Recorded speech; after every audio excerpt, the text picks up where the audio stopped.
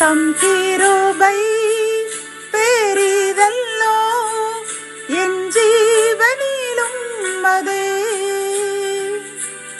இம்மட்டும் காத்ததுவே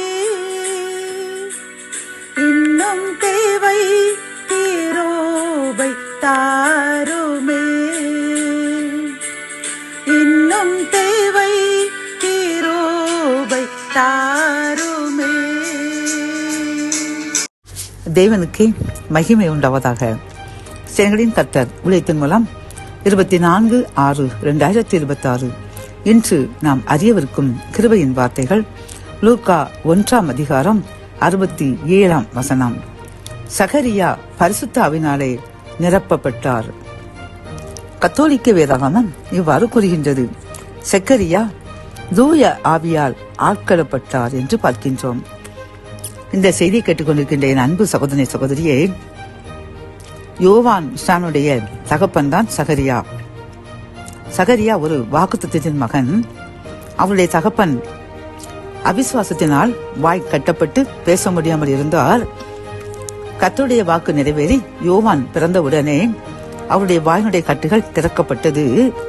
உடனே அவர் பரிசுத்த ஆவியால் நிரப்பப்பட்டார். பிரியமானவர்களே, நாமும் நம்முடைய அவிசுவாசத்தின் காரணமாக ஒரு சில ஆசீர்வாதங்கள் தடைப்பட்டு கட்டுகளில் காணப்படுகின்றோம். அப்படித்தானே?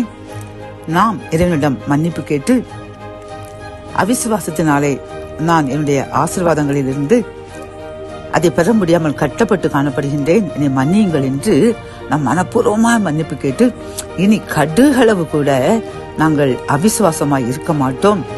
நீர் எனக்கு எதை செய்தாலும் நன்மையாகத்தான் செய்வீர்.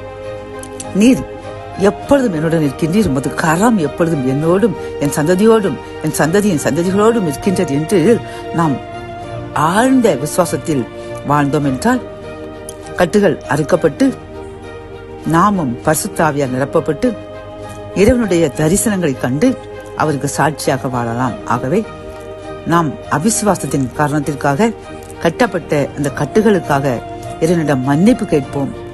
இனி எந்த சூழ்நிலையும் அவிசுவாசமான வார்த்தைகளோ சிந்தனைகளோ வராமல் விசுவாசத்தோடு கர்த்தர் எப்பொழுதும் அவர் கரம் எப்பொழுதும் என் மேலும் என் சந்ததி மேலும் இருக்கிறது என்று விசுவாசிப்போம். கட்டுகள் அறுக்கப்பட்டு பரிசுத்த ஆவியினாலே நிரப்பப்பட்டு ஆசீர்வாதமாக வாழ்வோம். ஜெபம்.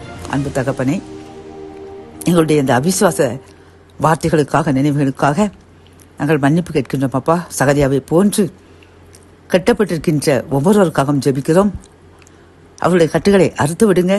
பரிசுத்தாவினுடைய அபிஷேகத்தை அவர்கள் மேல் ஊற்றி அவர்களுக்கும் அவர்கள் சந்ததிகளையும் ஆசீர்வதித்து சாட்சியாக நிறுத்துங்க. மீட்பர் இயேசுவின் முன் ஜெபம் கேளும் நல்ல தகப்பனே. ஆமென்.